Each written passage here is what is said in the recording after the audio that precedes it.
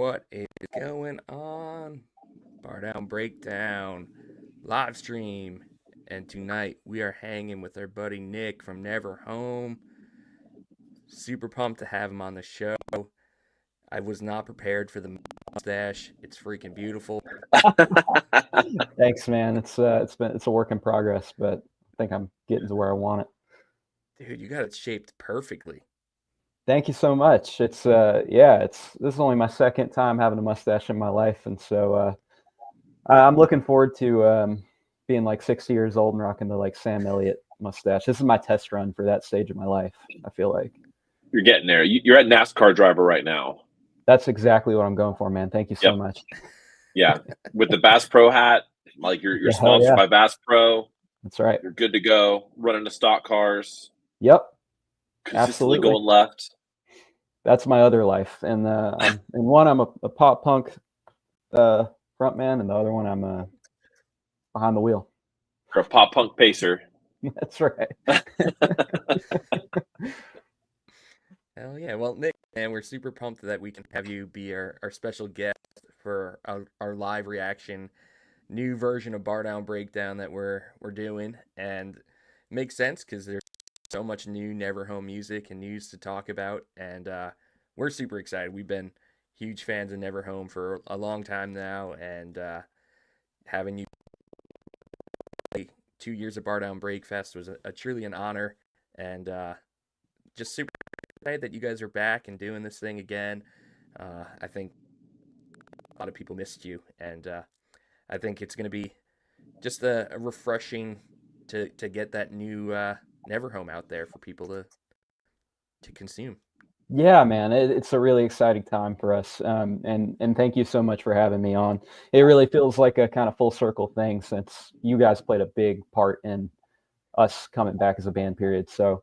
I'm really stoked to be able to do this with you and talk about what's happening in the Never Home camp and listen to some new music, man. I'm stoked to hear some. I've been like really needing some new stuff to listen to, so this is great timing.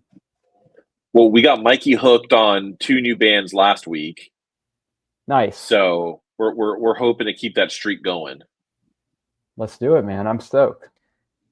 Because it's funny, like every Friday for years now, on my drive to work, I'm always going through my release radar. And it's just so funny because that's like only curated for me. And it's wild how different my release radar is from Justin's and Tom's. And now having some other people share some music from theirs, it's just broadening my horizon. And I'm super excited to just dive into all of it because I'm approaching 40 now, and discovering new music isn't as easy as it was when we were in high school going to shows, 2 or 3 times a week whenever we could. And it's just, life is a little more complicated. So I don't want to feel disconnected from the music scene that I love so much. And for sure, hopefully that's what this show will let us do. And, with our test run, it worked because, like Justin mentioned, he introduced me to this band Like Roses, and all week that's all I listen to, like, dude. Every day. They pop up on my playlists from time to time, and like I've never taken the time to dive into their stuff, but every time it comes on, I'm like, wow, this rips. This is great. Like, say what you will about streaming and the ups and downs of it, but one true upside of it is that it will expose you to new artists and new bands that you wouldn't have thought out otherwise, probably. And it's cool too, like with these like algorithmic playlists, it's just kind of like it's just the I don't know, the big brother of tech world just going like, hey, you might like this because you like all these other bands, so here, take this, listen to this. So now he's going to start hearing like all these other bands that are just like Roses are in the same camp. And who knows what will happen. He'll start becoming like Tom and I, just listening to some weird shit sometimes. Maybe so. We got to get these tech bros into pop punk and emo, so they'll start pushing it where it needs to be. For real. It was so much easier when they had actual curators for these playlists. I know, man. It's just a big computer now. But you know, there's upsides and downsides to that. But the upsides are, sometimes smaller bands can get kind of caught up in that algorithm and then explode just off of getting playlisted on something that has a decent listenership. So, it's kind of a crazy time because there's so much music being put out in general. Like it's never been an easier time to put your music out there and get it heard by tons and tons of people. But when everyone's doing the same thing, you are just fighting for everyone's attention. So it's a blessing and a curse for sure, because you've got that access to the entire world at your fingertips, but so does everyone else, and you've got to find a way to set yourself apart. Well, I do want to just comment, with all the new music and the signals that you guys have already dropped, like the whole package of how you have presented your music, this new go around is just well done, like top notch. Like all the social media posts, like even the show flyer that you have, your upcoming album release show, like everything is just so well done. Dude, thank you so much. That was a really conscious decision we went into, like, for this album cycle, if you want to call it that. Being away for 5 or 6 years, you kind of have to make a statement if you're going to come back after that amount of time of radio silence. And we decided we were going to put our best foot forward and make a couple music videos, have some cool visuals to go along with the songs. We really wanted to kind of create um, a sort of world for this EP to kind of convey the vibe of it visually, not just, put out some music and say, hey, go listen to this. So I appreciate you saying that and picking up on it, because it was definitely, we wanted to come back strong, or not at all. And I think like the coolest part about not only like the content campaign that you guys have around the new album, but you're kind of mixing like new school and old school together, because you guys were out the other day just posting flyers for the new show around town. Yeah, man. And you guys are also doing the social media campaigns. Like it's just like it's really cool to see, because you don't see bands doing one or the other. You see like kind of like, I'm gonna kind of do social media, or I'm gonna kind of like invite people to shows, but you guys are, you know, able to kind of, do best of both worlds, which is really awesome to see. Thank you so much. Yeah, we, at our roots, we're still a punk band, and so we want to try to expand our audience, obviously, and get listeners anywhere we can, all over the world. But we're still a band from Charlotte. We're still a local band, and we're not going to pretend like we're not. And we're playing a local show, and we're going to promote the hell out of it. Try to get as many people there as we can. So yeah, it's important to us to not lose touch and act like we're above walking around and putting up flyers. We're still just a local band at the end of the day, but we want to do what we do as well as we can. Amen. I guess now's a time to share the flyer. Show is February 1st. You got Rothschild and Frontside, and obviously Never Home. Beautiful flyer. And then $7, man. I haven't seen a $7 show in a while. Yeah, man. We just want people there, and we're not putting on the show to make a killing. We're just trying to. It's really a party for us. It's a celebration of everything that Never Home was and is now, and we want to we want to do our own very microscopic version of the Eras tour for Never Home. Our 2 EPs that we have under our belt, we want to play them in full and make it a kind of experience. And pricing is a big thing to getting people in the door. So we wanted to set the bar as low as we could just to get people in. Yeah, Tom is in the Instagram chat right now, and he's like, keeping it cheap for the homies, A+. That's right, man. It's all about the homies. Times are tough out there. And I'm assuming that you've played all over Charlotte, throughout all the years that you guys have been a band. I've never actually been to a show at Petra's, so I'm assuming you played there before. We've played there a couple times, and it's a really great little venue. It's a small room, so along with the low price, it's going to be an intimate, small room experience. Uh, I think that's going to just make the energy in the room even better. Just having everybody kind of close up to the stage and singing along and having a good time. But it's a great venue in terms of sound. That was a big thing for us. We've played, um, a lot, almost all of the smaller venues in Charlotte, and Petra's knows what they're doing sound wise, and that was important to us because we're putting a lot of work into getting this sounding as good as we can. There's some really cool transitions and fun things between songs we're doing that I'm excited about, and I think it's going to be a great experience, man, for us and for anybody that comes that's into our band and has wanted to see us live. I think this is the time to do it. Nice. And I know you said like it's going to be like an Eras tour style show for Neverhome. What's one of the songs on like a previous release that you're really excited to play?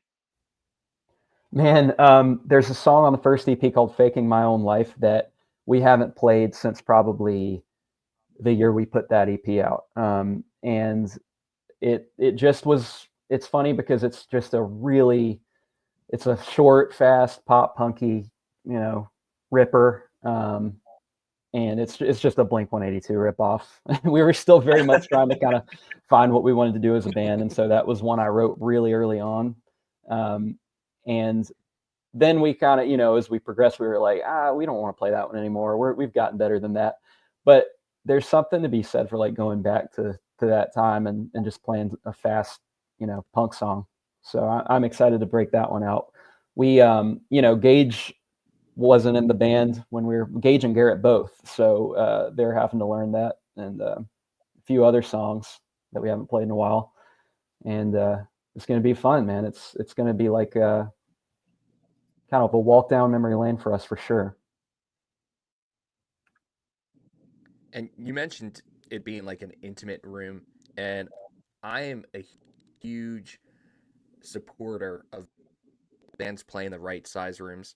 Yeah. Like, there's nothing worse than having a 3 to 5 cap room and 100 people there or 75 people there.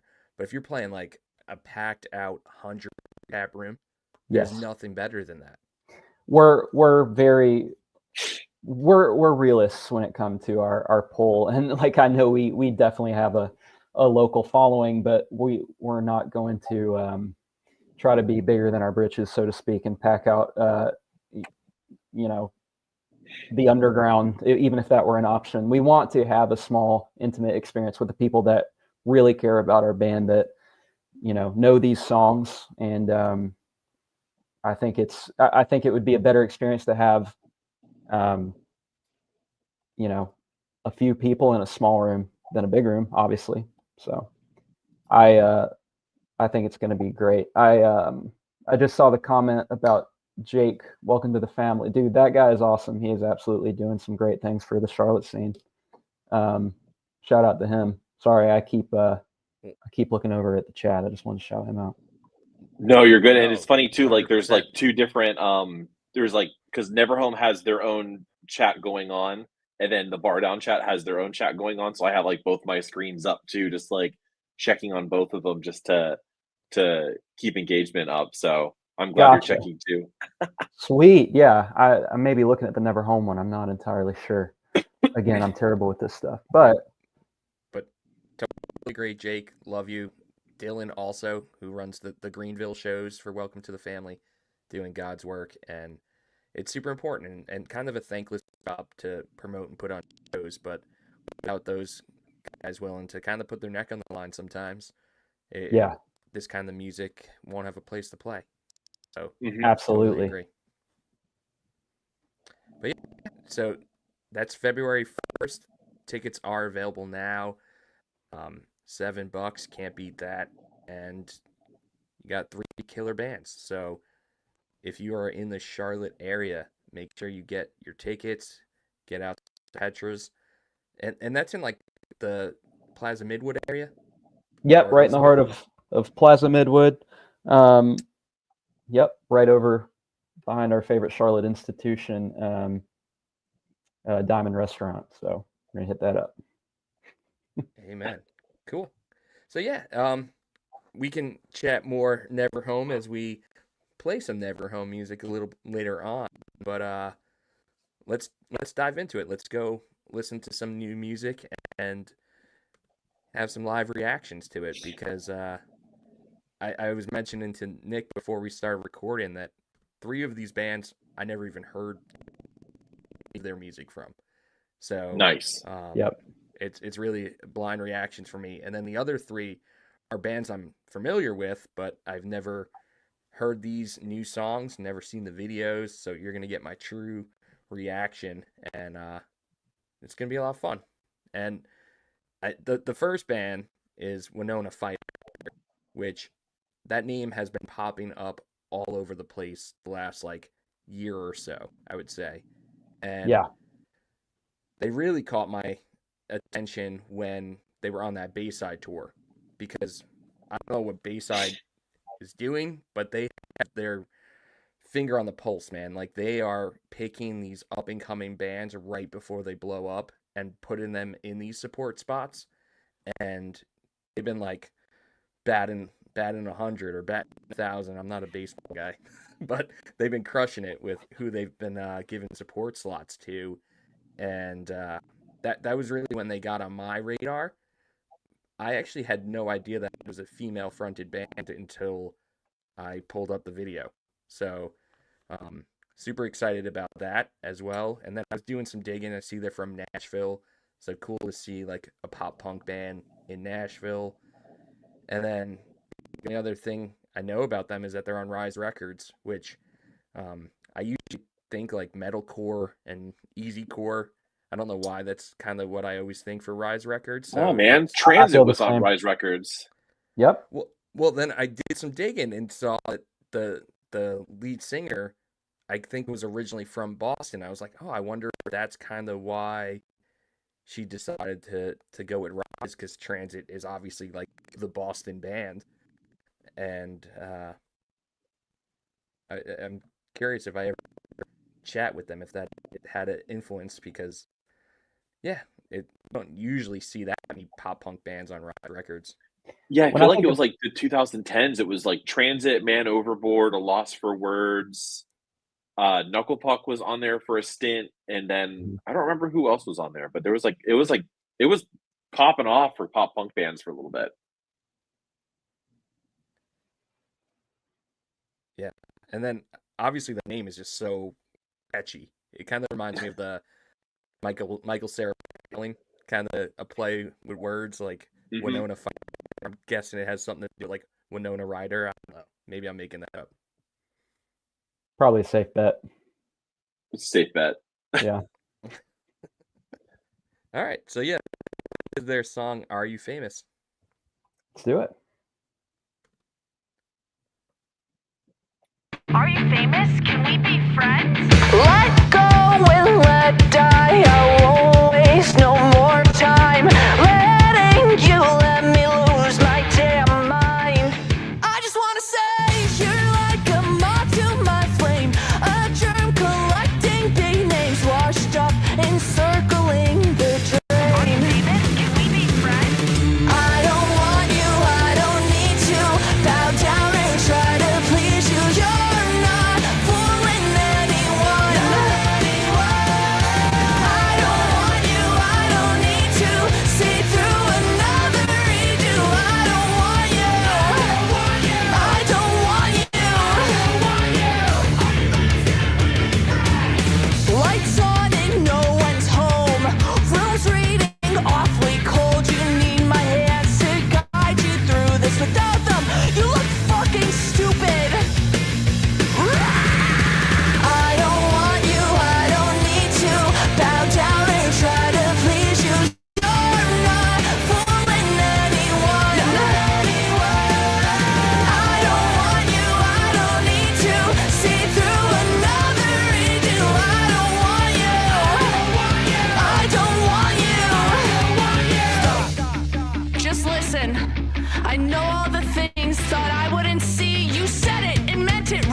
that you don't.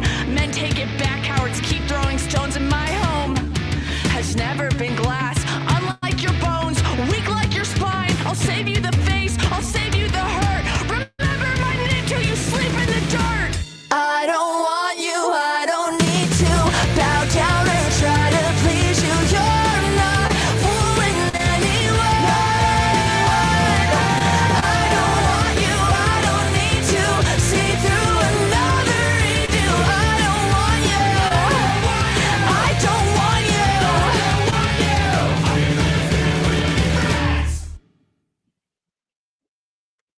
Much punk.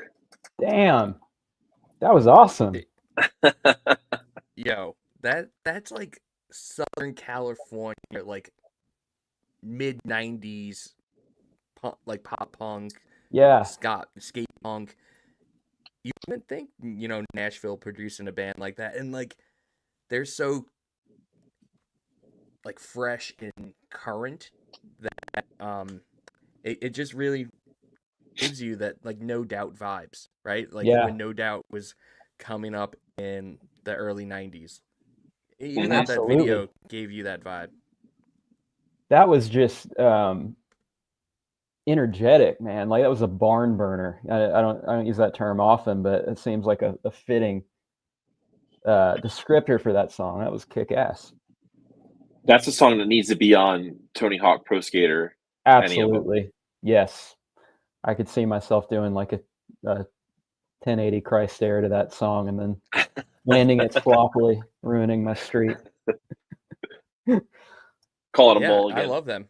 Yeah. They're super energetic and fun and edgy and just real nostalgic for me, especially since I was, I think, in 4th grade when No Doubt really came into popularity. And that, what was it, Tragic? What was their main like album that came out?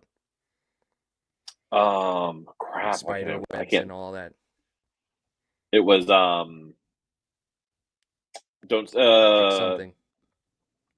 why can't I think of the name of that album? Like for the life of me, Tragic Kingdom. Yep.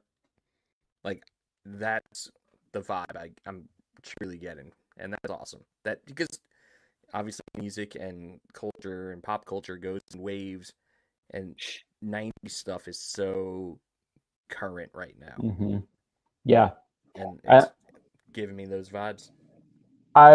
One of you guys mentioned seeing them pop up everywhere and seeing their name a lot, and I've been the same way. I've seen them mentioned so many times, but I've never sat down to listen to them. So glad I finally did. I'm going to check out more of their stuff for sure.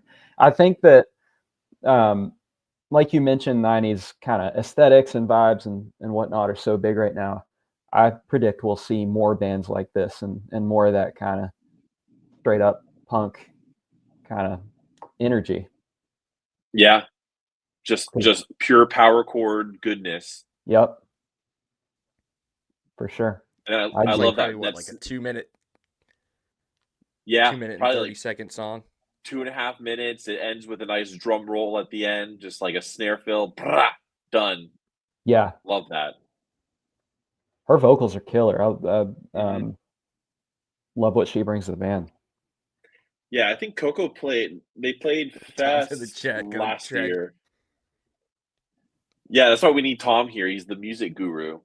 But yeah, they played Fest last year. I was trying to see if when I saw them play, it wasn't last year, but it was probably like a couple years ago. I saw them play before they got signed to Rise Records, and they just absolutely killed it. They're so good live. I bet. So when I saw them pop up on my release radar, I'm like, all right, we're doing this one. I don't think Mikey listens to them. Well, you're talking about I didn't listen to him. you're talking about trying to convert some new fans to some of these bands. So you're 1 for 1 with me so far. Let's go. Yeah. Hell yeah. So let's go to the next one then. Let's see what we got. I guess we can go to Good Terms, and just wanted to, before we play their new song Reaching, did want to just kind of bring attention that, this band is out in LA, and like a lot of musicians and bands that we all love, lot of people are losing everything with these crazy wildfires that's going on right now.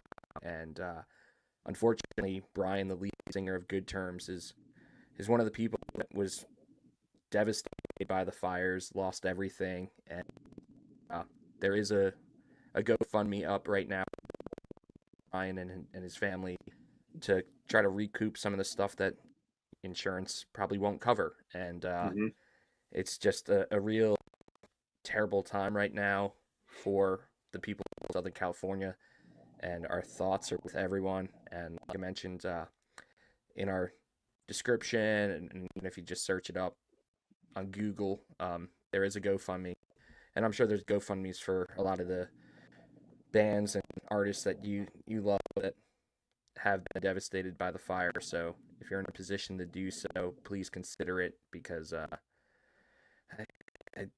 seeing the videos and the pictures that are coming out are really terrifying and tragic. So our thoughts are definitely with everyone over there. Yeah. Yep. In Good Terms, a bar down breakdown alumni. We had them on last year when they had put out the single for Cough. So we love those guys. They're amazing guys. So all prayers go out to Brian and his family, and hopefully they can recoup a little bit from what they've lost and rebuild soon.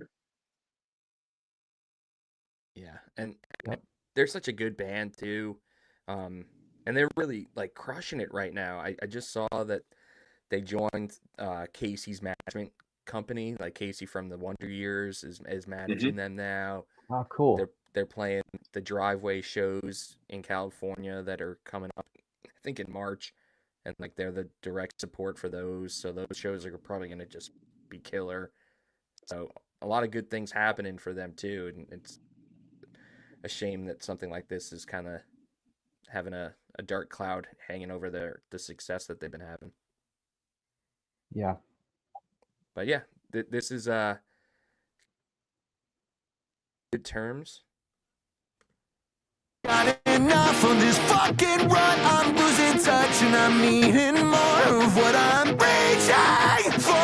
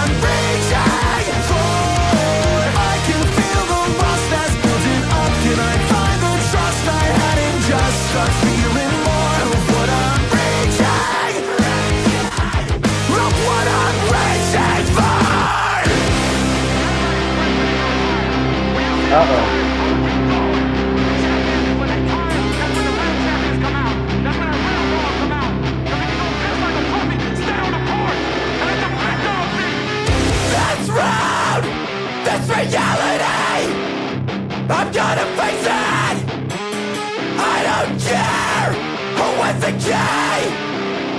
I'm gonna take it.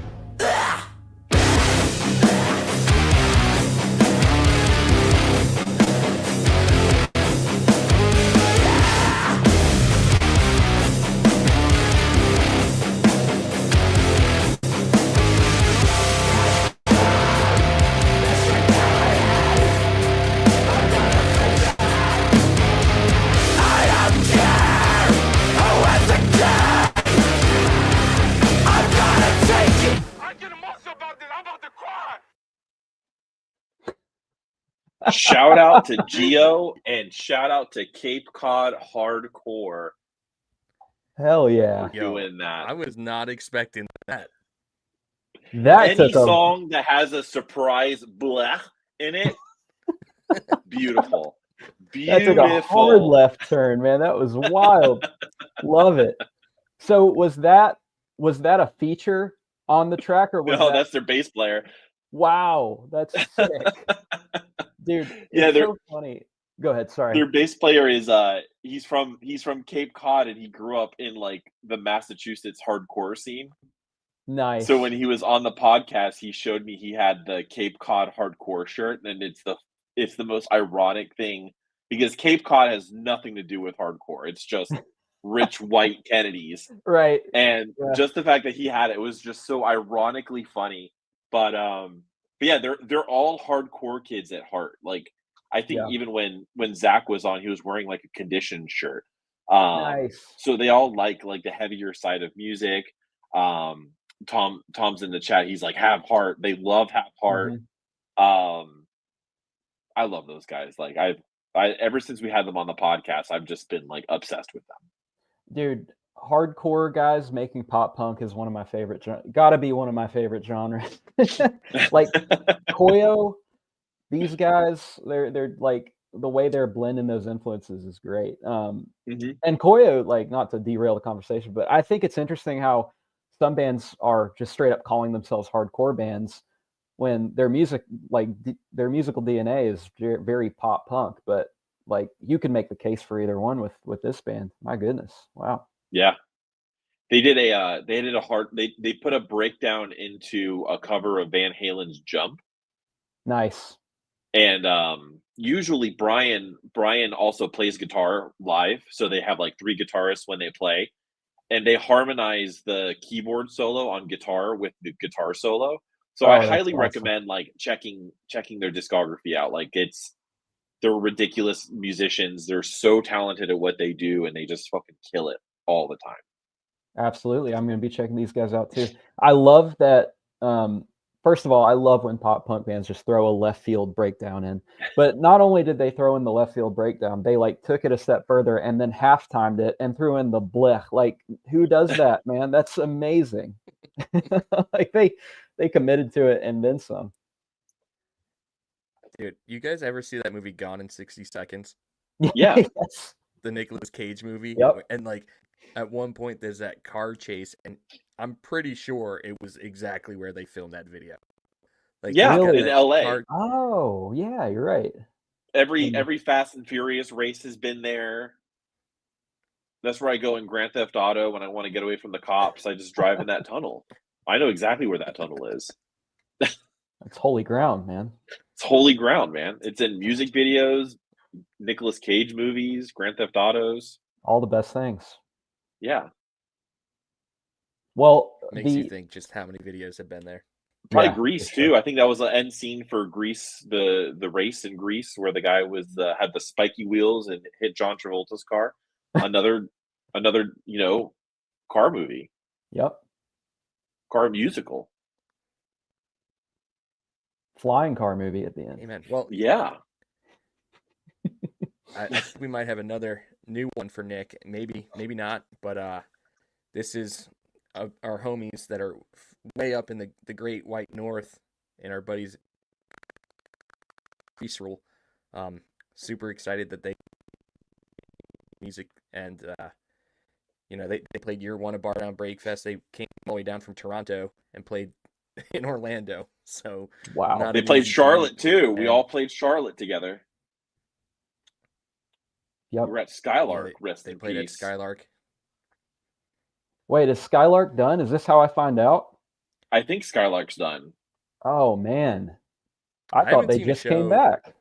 Yeah, I haven't seen a show there for a while. I don't know if it's been like officially announced or anything that they're not doing shows. So they might. I don't know, but Maybe. Gotcha. it's been a while. All I remember is last time I was there, there was a baby. Someone brought like a puppy Dachshund, like it was like Okay. this big, and it had a little sweater vest on, and it picked up a homeless guy's sock. Wow. So I think that kind of encapsulates everything that Skylark Yeah. is outside of a great music venue. Yeah, you paint a picture with words there. Sweater vest Dachshund with a homeless man's sock in its mouth. Dude, when you Yeah. first started, though, I was like, "There's no way that you should be in Yeah. Skylark." Like That's the what I least thought place. you were gonna say too. I was like, I've seen Stranger Things, but The dog was on stage with us when we were playing, so that's awesome. I don't know if it was great for the dog's hearing, but we'll go with it. It's probably a little anxious. Yeah, I would. Just I a would little be. bit. Now, if we know anything about the Crease rule, the songs are going to be about something just ridiculous, and the music video is probably going to be even more ridiculous. So, Which I'm song did we excited for choose? that. Hold on. I forgot which song we chose because I'll let you know exactly what the song's about. Usually it's in the title. If it's Chris takes a piss, it means their buddy Chris got way too drunk one night and they did a song about it. Wow. Speaking of painting a picture with words, No, so Town League is the one that I picked. Nice. Town League. Yeah. You picked this one because the hockey references. A three-way stop. Yeah, but They- they made a song about a three-way stop sign, so they could definitely make a song about anything this bad. all right, you have my attention.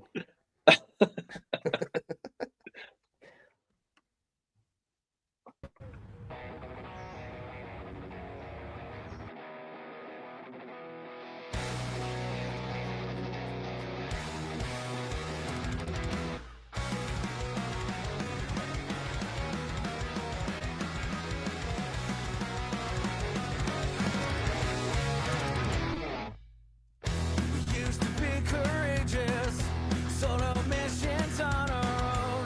There may be someone watching, and if you couldn't find a way to make money on these skates, you better count your blessings. That was then and now is now. We come to life and shoot around. Grab a pint and sing it loud. Town League celebratory. Small time fame and glory. It's how we pass the time and learn to stabilize all of the boring lives we choose. Town League celebratory.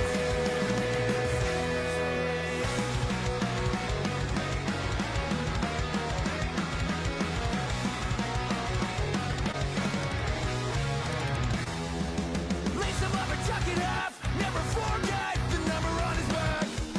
But it's just another dumb excuse to put these morons in a dressing room. Then what's then and now is now. We come to life and shoot around. Grab a pint and sing it loud. Town League celebratory. Small time fame and glory.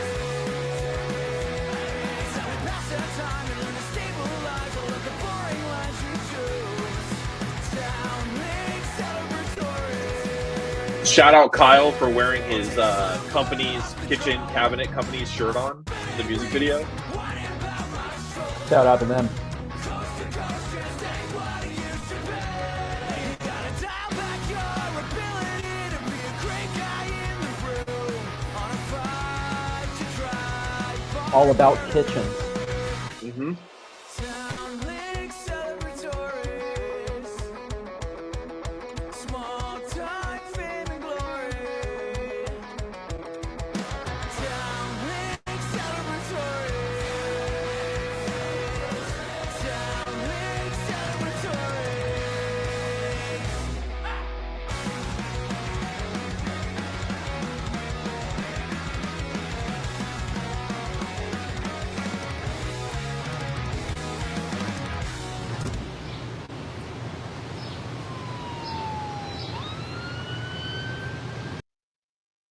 The only thing that would have made All About Kitchens cooler is if it was All About Kitchens in Kitchener, Ontario. Missed out on that Nice. one. Fucking Yep. Muskoka. I thought it was a band called All About Kitchens. I was gonna check Can them you out. imagine? That'd be sick. They just install cabinets during the week and then they play punk rock on the weekends. That's the Crease rule. Got to make a living making music somehow, man. Yeah. Love it. Everyone thinks that the Crease rule is about the hockey rule. It's actually about like the actual crease in your kitchen cabinet door when you close it, how big it's going to be. Dude, that was a good time. That was very Upsides era Wonder Years to me. That that took me back to like early 2010s pop punk when it was still very fun, but you know, before everybody got really sad. I liked that. That summarizes the Crease rule. Yeah. It's just all about having fun, good times, and that video was probably filmed in August. Like, even though it looks like it's the dead of winter, it was probably just filmed in August in Canada. But Man, leave it to them to find like the most punk rock ice hockey rink in the world. Like, with all the graffiti on the boards and everything. Like, I was not picturing a rink up in Canada to look like that. right. Now I'm gonna ask this question, and I'm basically gonna ask you to break down your whole concept of your show in a few seconds here. But I'm admittedly not a hockey guy. I don't know much about it, but I do know that there seems to be a big crossover between punk rock, you know, hardcore, and hockey. So why do you guys think it appeals so much? There's so much crossover appeal between those two things. I think I guess honestly, it's like in the United States, punk rock and pop punk is kind of like the counterculture, right? It's Mhm. kind of not where necessarily like the jocks and the cool kids are going to DIY shows, you know what I mean? And Yeah. hockey's kind of the same way. Like, it's at the bottom of the totem pole of Mhm. professional sports in the United States. And a lot of people who are hockey fans are like diehard hockey fans. And a lot of them are like only hockey fans. And it's very similar, like, when you decide to like alternative music, right? You don't like casually like alternative music. Yeah. It's like you go all in. You're trying to go down the record label's roster and just like Mhm. pick bands that, you know, maybe you found a band that you liked and you find out that they're on Rise Records and you're like, oh, I wonder like who else on Rise I might like. And that, I think that is kind of just engraved in people who like alternative music and hockey, right? And there's also some things in I would say the 90s that contributed to it. I think the Mighty Ducks movies is like so important with a lot of people. And then around like the early 2000s, the NHL soundtracks for like the video games started playing like really deep cut pop punk and punk songs on them, on like their soundtracks. Gotcha. Yeah. All right. And makes a lot of I sense. think it was like the same way like Tony Hawk Pro Skater got us into a lot of like the earlier like punk bands or like the up and coming punk bands. Like nobody would have found out about Goldfinger if it wasn't for Tony Hawk. Right. And very similar, like those NHL soundtracks were like, you know, they had Alexis on Fire was on one. They had I feel like they had Bayside on one too, or at one point. Bayside, Brand New, Gatsby, Brand New American was Dream, on one. Mm-hmm. Paramore. Like the list goes on. Yep. No, that makes a lot Usually, of sense. like, Thanks for. Sorry, didn't mean to cut you off. Yeah, like usually every year there was at least like 4 or 5 bands that I was like falling in love with because of those soundtracks. That's awesome. We actually had the chance to interview the curators for it, like for the EA Sports soundtracks, and that was one of my favorite conversations we ever got to have on Bar. Dude, that's awesome. I would love to. I need to go back and watch that if that's available up, if that's still up, because that sounds like a really interesting talk. Yeah, because they like really care. You would think maybe like they were trying to get just music on the cheap, and they're like, oh, we could probably take advantage of. No, that was not the case. Like, these people were handpicking the song that they put on, and they like actually were fans of the music and fans of the bands, and it was so cool to have that That conversation. rules. That is awesome. I wonder if it's still that way today. It's harder now. Yeah. Because Yeah. a lot of the gameplay has changed, where like kids are able to, I guess, like basically upload their own soundtracks now, and like they can True. handpick and stuff. Right. Where that's kind of taken away that chance to discover new music, I guess. Yeah. But Yep. yeah, But like I think 2000, there's a lot. I was gonna say, like, NHL 2004, you had Alien Ant Farm, Avenged Sevenfold, Bowling for Soup, Brand New, Deftones, Less Than Jake, the Ataris, and like Vendetta Red, and then immediately 2 years later, they had Our Lawyers Made Us Change the Name of the Song So We Wouldn't Get Sued by Fall Out Boy as like the top song Wow. on that soundtrack. So they had Dude. Pennywise, they had Billy Talent, Avenged Sevenfold again. Like, it's ridiculous, like some of the bands that they had on here, like at the time. We were just talking to we talked to the unsigned pop punk guys yesterday, and we had the same conversation about video game soundtracks and how much of an influence that was on our whole generation's music taste. Like, I found so many of my favorite bands through Tony Hawk, through MLB The Show. I found Motion City Soundtrack from MLB The Show 2005. Everything Was All Right was on that. Yeah. So I found Alexis on Fire. And it's like, I still play some sports games here and there.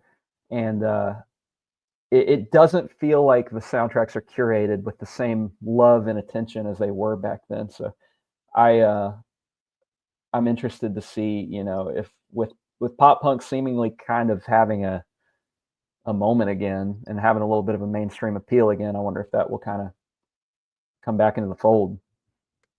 Maybe, but I'll tell you what, Military Gun and Turnstile are on WWE 2K24. Oh, nice. That's awesome. Yeah. So maybe it's already kind of in motion then. That's great.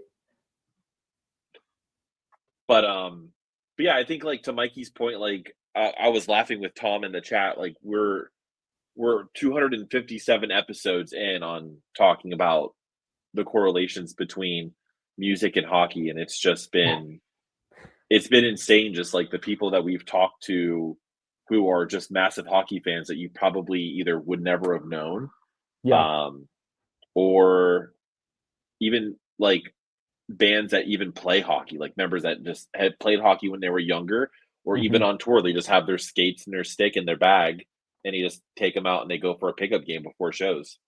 It's crazy the amount of bands that you'll think about it. Our drummer Rob is a humongous hockey guy. He played hockey, may still play hockey, but yeah, he's got a side project called Wash Away, and all of the song titles are named after Mighty Ducks characters. So he's definitely one of those. We have Rob's origin stories. Oh, I bet, yeah. Yeah, he's somewhat of a local figure in our music scene. Amen.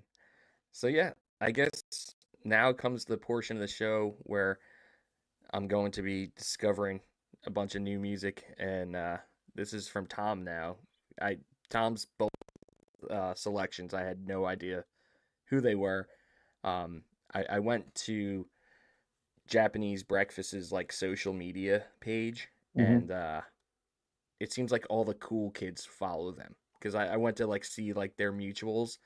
They don't follow like any of the people from our world, but like a lot of people from our world follow them. So well, seems like, sorry.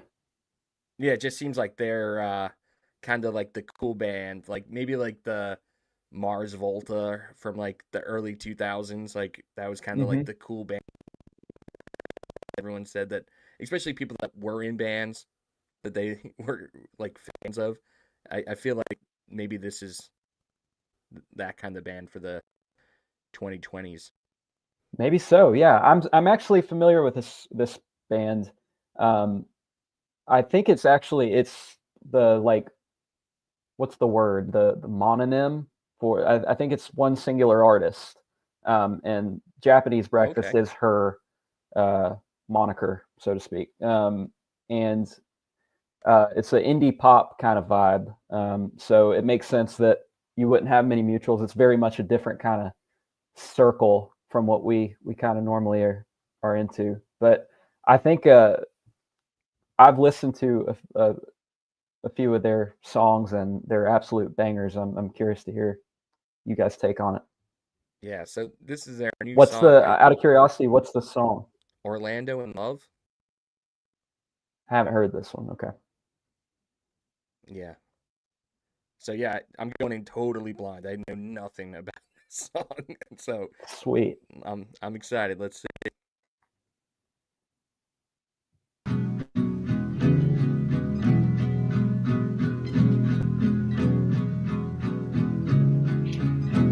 Orlando in love, write 69 cantos for melancholy brunettes and sad women. The breeze carries salt and sipping milky broth. He cast his gaze towards the sea out the Winnebago.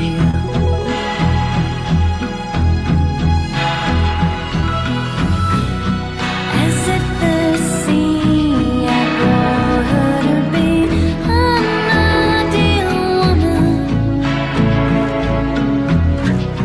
She came to him from the water like Venus from a shell, singing his name with all the sweetness of a mother, leaving him breathless and drunk.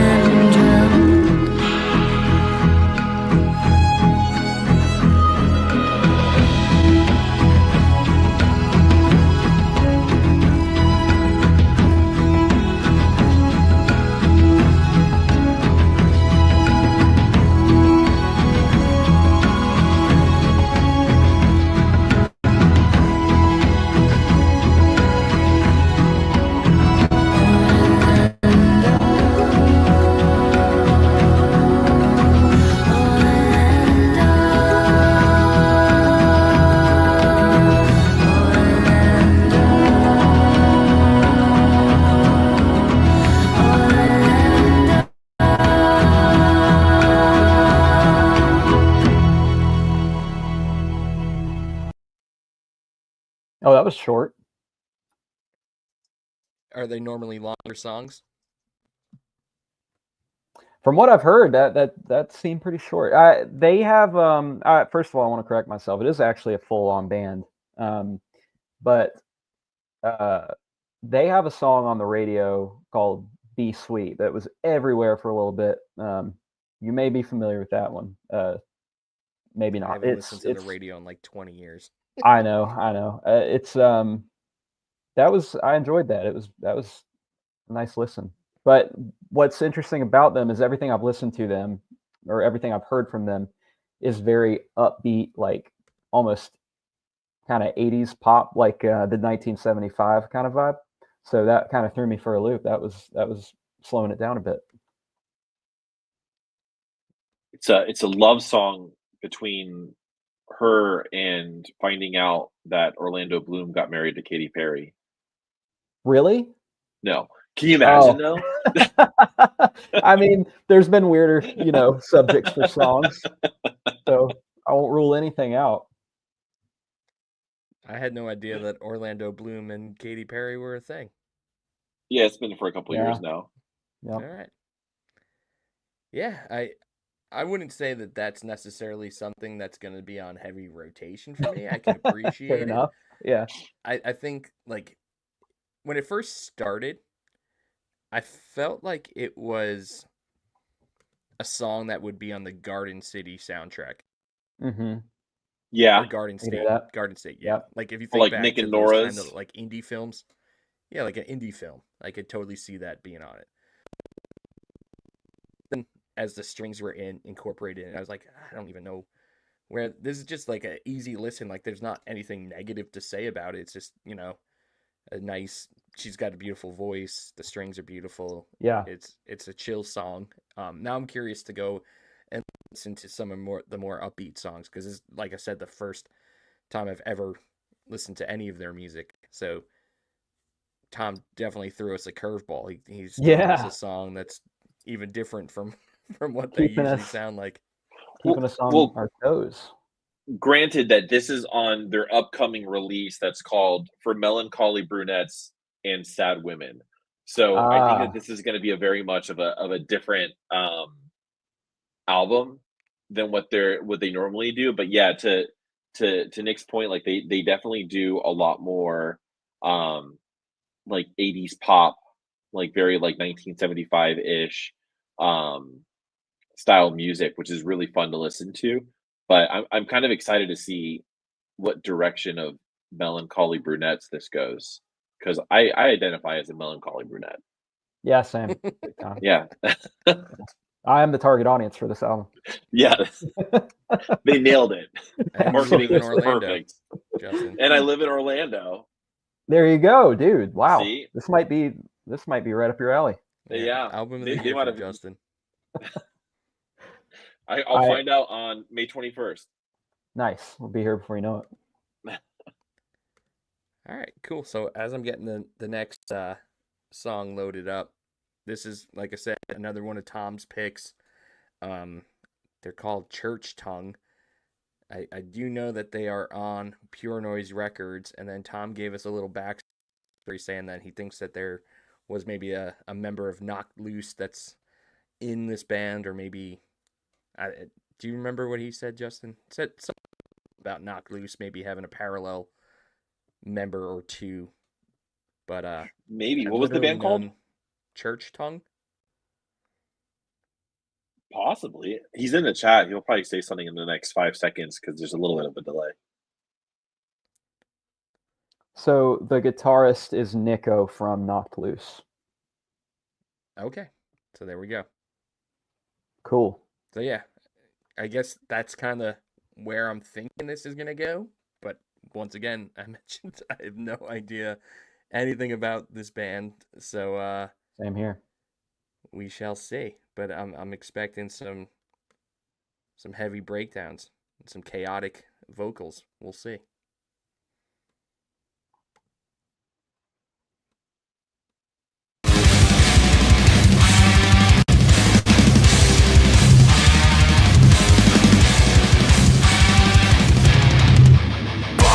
Everything takes what you get will remain. Surrender myself as it swallows me whole. No care for my abandoned fall. Do you even wait to the burning wind? Life just like a knife. Your beaming eyes are guiding light all the way through. I'm going night. I hope you found what you gave to me. Beyond the sky, beyond the sea. Stand still across the stars. I still hear you. 10,000 lions away. I need that to the fire inside. You want to see your blood. None of you can recognize. I'll bear your cross.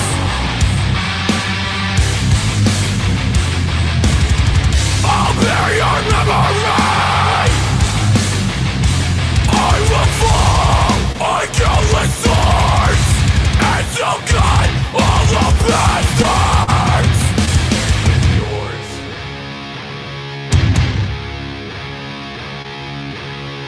Bury me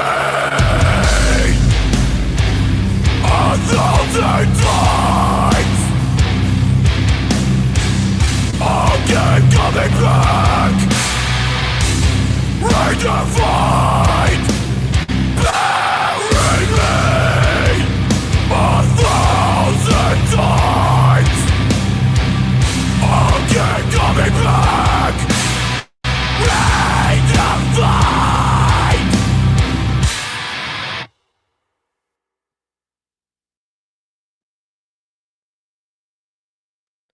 All right. Sick. Sick.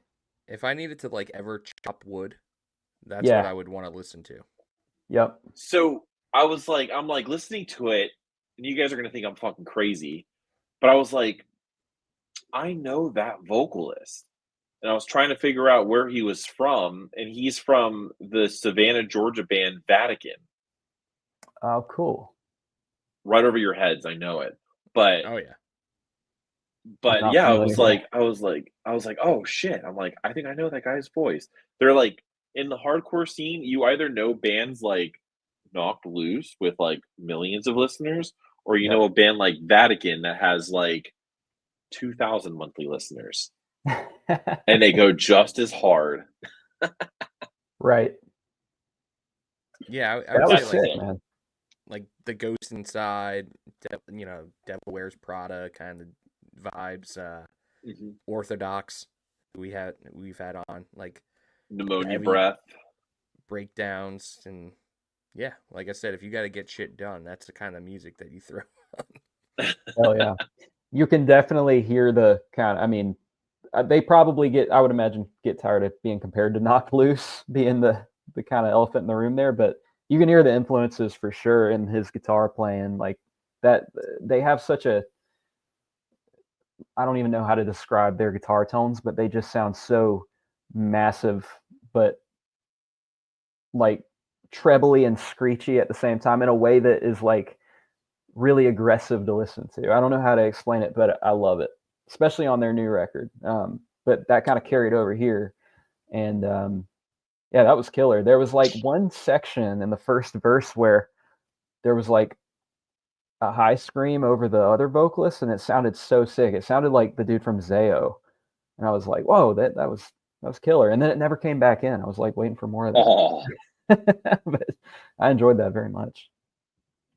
Dude, I love when there's more than one vocalist. In like, Mm-hmm. I got the comment with good terms, man. Like, I love how they are using all three vocalists in Yep. that song. Like, I love having different depth of vocalists throughout a band. Like, it's always been one of my favorites. Like, I especially with like heavy music. Like, I'm obviously not like the hardcore guy of Bar Down Breakdown, but one of my first bands that like screamed that I absolutely loved was Under Oath, Mm-hmm. and like having the two vocalists was always like kind of like what caused me to fall in love with like heavier music, and having Yeah. kind of a little break from the screaming, or different depth to it, different layer to it. And like you mentioned, I was kind of hoping for a little bit of that as well later on in the song. Yeah, for sure. I meant to bring that up with good terms too. I'm such a huge fan of like call and response vocals, and mm. bands like Taking Back Sunday that always have like somebody that's kind of the secondary lead vocalist almost. So they did that super well. But yeah, these guys were very good at what they do. I'm also not the biggest like straight up hardcore guy, but like sometimes I'll get in the mood and just like, especially if I'm working out or whatever, just want to throw on something just crazy like this. So I'm gonna have to add that to my workout playlist.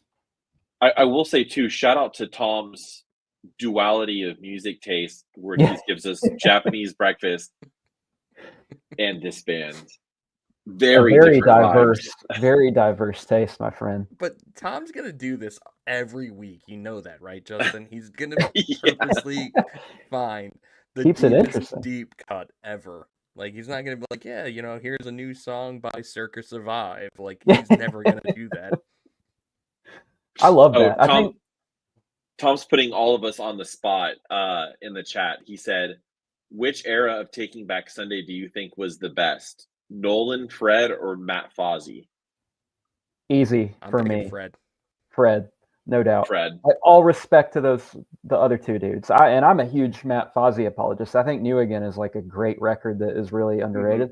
But dude, Fred came in and like Took that band revolutionized to a that band. new level. Absolutely. And I don't know if you guys have kept up with it, but there's like rumors that you know, they just had kind of a messy departure with their drummer, and he was the kind of main reason they didn't get along, the drummer and Fred. And Taking Back Sunday just recently played a show with Fred, and now there are rumors that there's going to be a reunion tour with Fred. So I am let's go. keeping my ear to the ground with that. So I'd be all for that, man. I know the Color Fred last year put out an acoustic rendition of Set Lasers the Sun. And nice. It was like one of the best, I mean, I was going to say covers, but he wrote that song. Right. But it was one of the best renditions of that song I've ever heard. Like the way that he put it together was so good. And he made it a Color Fred song, but you could, it could have been a B-side on Where You Want to Be. He hasn't lost a version. step, dude. Like over COVID, he was doing some like live streams and videos and stuff. And he was just playing his guitar parts over from Louder Now and doing his vocal parts, and like still absolutely kills it. So I'm really stoked. He did Spin, which is like one of the hardest songs vocally to sing, just because of how fast it is. And he's just like, this one might be a little bit hard. I'm sorry. Right. And then he just goes into it and just kills it. Yep. What a talented guy. But shout out to John Nolan and Matt Fozzy too. Got to give them their flowers also. Yeah, Tom's a big Matt Fozzy fan, but same. Our like episode 5 of Bar Down Breakdown was Matt Fozzy. Really? Yeah, like maybe even so earlier than episode 5. Maybe like episode 3. That's amazing, man. Yeah, he was also a supremely talented guy, and that record deserves way more credit than it gets. I'm a New Again enjoyer. I'll say it. It's hard to follow up Louder Now. It definitely is, but I mean, when you're coming into a band and you have to make your mark, like it's hard to do that. Period. And I think he did it. That I don't know if you guys have listened to that. Not to keep derailing this because I love Taking Back Sunday, but that Live from Orison's album that they did with Matt Fozzy, just one of the best acoustic albums I've ever heard. Like, he kills it in every way. And I don't know if I pronounced that right, Orison's, but there you go. Yeah, the one that was in a church, right? Yes. Yep. Very vibey with the lighting and stuff. It was a cool video. Amen. Well, Nick, this brings us to the last track. This is one that's near and dear to your heart. Yeah. What could it be? So, do you want to give us any backstory to the video, to the song? Yeah, sure. Anything, or you want us to go in blind? Yeah, I'll talk about it a bit. This song it's called Beautiful Years. It's the title track off of our upcoming EP, which is also titled Beautiful Years. It's out on the 17th. It's the second single we put out, and it's sort of shows a different side from the first single we put out, Set Sail Alone. I feel like it's a little more restrained, a little more vibey. But interestingly enough, it is the first song that I wrote after the first EP. We have been sitting on this song for 6 years, and I demoed it. Couldn't ever get the vocals where I wanted them to be, and the guys loved it and were like pushing me to kind of do something with it. But then we kind of took a break. So going back to this song after such a long period of time was really interesting because it's so different from anything we had done at that time, but it was written in that same time period. So it really, to me, kind of shows that we wanted to, even back then, take another step to something different. And if you're a fan of bands like Anberlin, The Dangerous Summer, those kind of the Jimmy Eat World, those bands that kind of don't really fit in pop punk or emo, kind of somewhere in between. I think you're really going to dig this song and our new record in general. So yeah, that's Beautiful Years. All right, let's do it.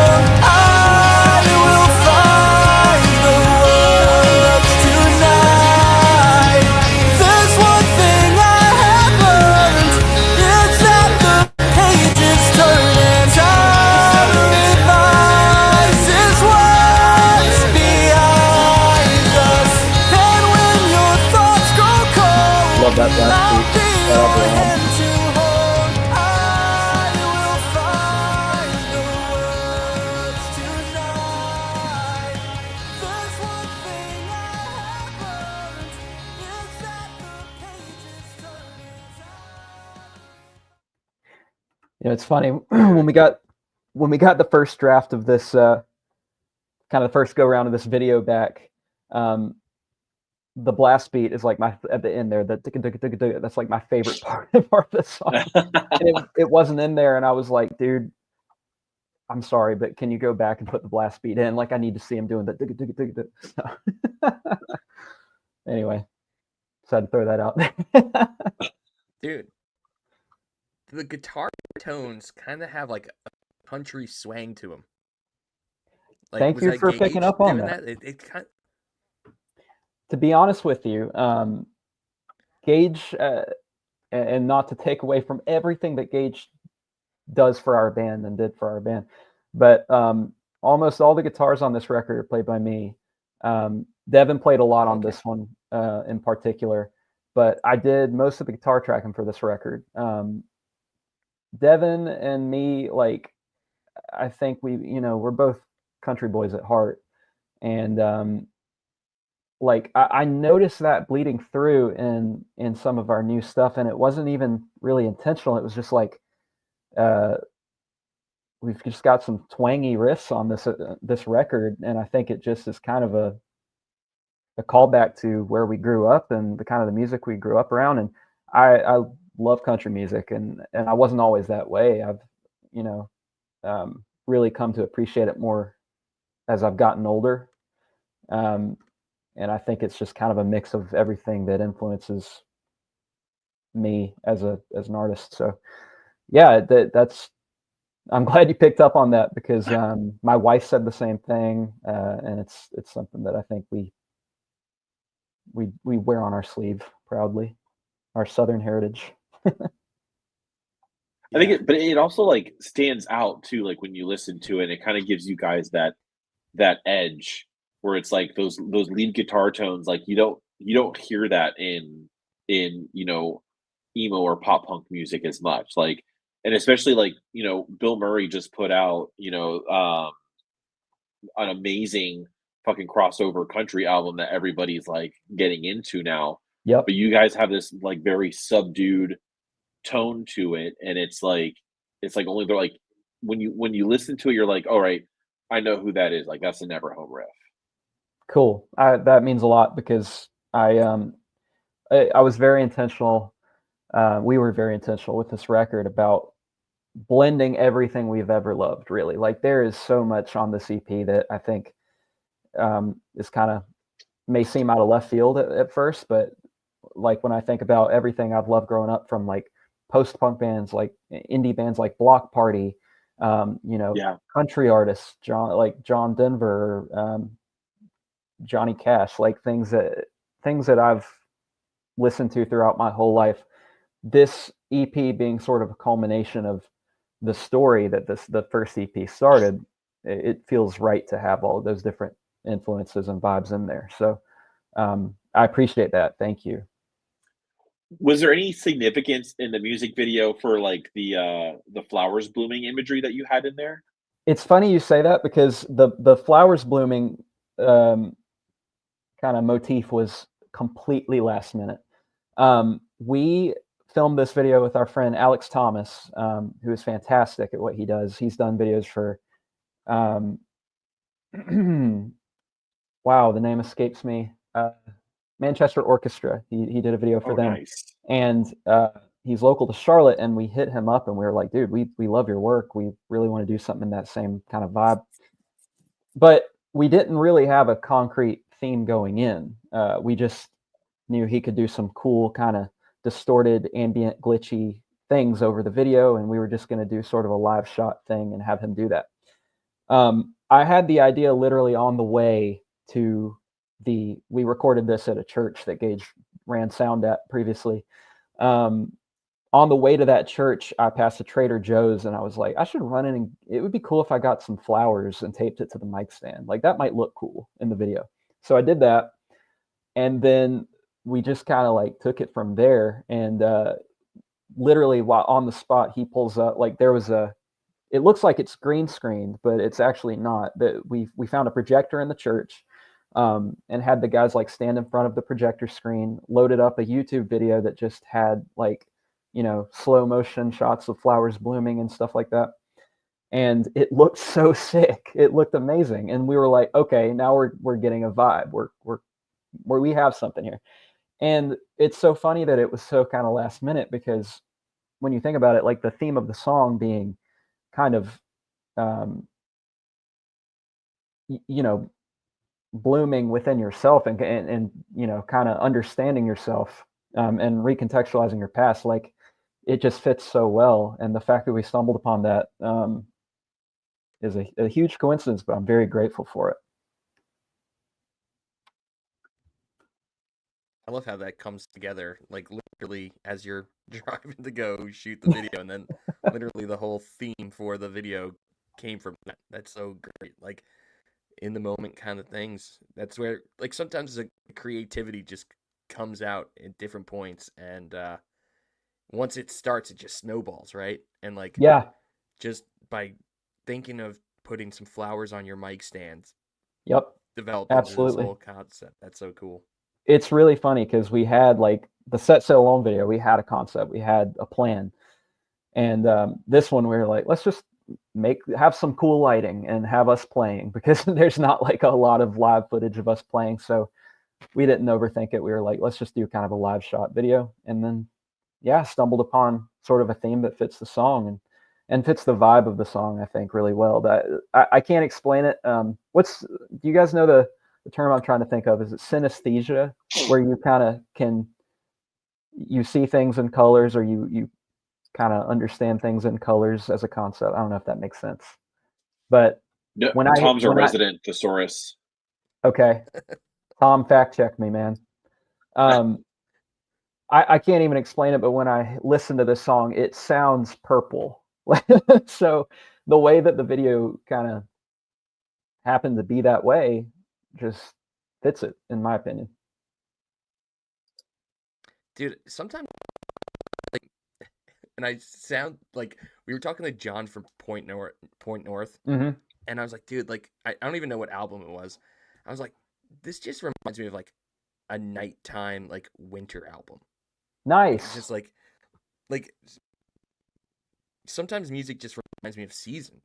Like, Yeah. certain songs just, that's all, I only listen to some bands in certain seasons. It's crazy. I'm the same exact way. And as a matter of fact, I wanted this EP to be a winter album. Like it feels like a cold weather album to me through and through. And because I'm the same way. I associate different bands and albums specifically with seasons. And we recorded this EP like in the middle of summer, and we've been sitting on it for so long. And we were like, oh man, well, the way it ended up, we're gonna have to probably release it in the warm weather, and it's just not gonna feel right. But it took so long to get all the moving parts together for the promotional aspects that it wrapped back around to being cold weather. So it kind of worked out. So, But that's also the beautiful thing of like having such a long break and yeah, now coming back. Like, you can take as much time as you want, and you can do it the right way, and there's not yeah, like a rush to like, all right, now we need to keep the momentum going. Like, you guys kind of had the perfect time to put everything in place that you wanted to and take as much time as you wanted to. absolutely. Yeah, it really felt like starting over as a band, because not only did we have all this time to kind of get our ducks in a row, but like, everything has changed in the music landscape in terms of, promoting your music, in terms of making your music, like even just from 6 years ago. So I really had to learn on the fly, what the music industry even looks like and how to reach people again. And back in the day, like when we put out our first EP, it was enough to like put some hashtags in the Instagram posts, and then people would start, following you, and your listeners would go up. But unfortunately, it's not that easy anymore. So this whole process has really been a rebirth of our band in like every sense of the word. And I'm excited to have this new music out, man. I really think that we've created something special with it, and I'm very proud of it. Amen. Same here, man. Like we mentioned on our test episode, you know, you sent Justin and I this EP probably like a year ago. Yeah. And Yeah. it's just so great to not have to like go and try to find, first of all, that conversation and scrolling Yep. down to try to find the Dropbox link. Now we can just Absolutely. like listen to it finally on Spotify. Well, I was just at that time I was so excited about it. I wanted to send it to anyone and everyone I knew, but I was like, I should hold off for the actual release because then everyone's just gonna have listened to it a million times and they're not gonna want to stream it. No, So but unfortunately, yeah. like with how much content is so easily accessible, like yeah, Mhm. Justin and I listened a bunch then, but then like, you know, we took a couple of months off, obviously, because Yeah, there's just all their music, and it was a little bit easier to just go and listen to stuff on Spotify than absolutely. try to find that link again in our Instagram message. So like 100%. now I feel like I'm listening to the songs all over again, and it's been probably almost a year at this point. So like there's been some time off, and now we can dive back into them. So it's nice to finally see them and have everyone else have a chance to see these songs, because I love the direction you guys are taking Neverhome in, and like I said, the whole package, the way you've been presenting everything is just great. And I Thank you. appreciate you coming hanging with us tonight, man. Like this was a lot of fun. Like I mentioned, all of these bands are well, at least all of these songs are brand new for us, and we reacted to them right there on the spot. And Mhm. I think that this is going to be a lot of fun to do it. I can't wait to continue doing this. And once again, Neverhome has their EP release on February 1st at Petra's here in Charlotte, North Carolina. So if you are local, go ahead and grab the tickets now. It is an intimate room, so don't sleep on it. It could easily sell out very fast. So get your tickets now while you can. $7, can't beat that. Like, literally, that's like what a Starbucks drink costs these days. Like Yep, $7. So that's right. I appreciate you guys just making it affordable for everyone so that they can go and share this special night with you guys, and you deserve it. We wish Thank you you, all the man. best, and hopefully see a bunch of new Neverhome shows, not just here in Charlotte. Hopefully you guys branch out a little bit. Yes, that's the plan. We want to, you know, we've played Charlotte quite a bit, and we want to start seeing other places and seeing some new faces. And you know, we're not going to probably do a nationwide tour or anything, but we're talking about doing some, you know, short runs here and there, and seeing some new places. So yeah, absolutely. Thank you guys so much for having me on. Seriously, it means a lot. And you guys are, you know, for my band, especially very, very special. So we appreciate all the support you guys give us and giving me the platform here. And it was a lot of fun, most of all. So I appreciate it. Hell yeah, brother. Well, Nick, we'll let you go. Stay safe in the ice snow conditions tomorrow. Yeah. If you can, hunker down, because like I said, I was walking my dog earlier and it was a little brutal. So I think tomorrow morning might be an ice skating rink here. So if you Oh can, man, hunker down. But thanks again, and see you February 1st, my friend. see you guys. Can't wait. See you Talk guys. to you later.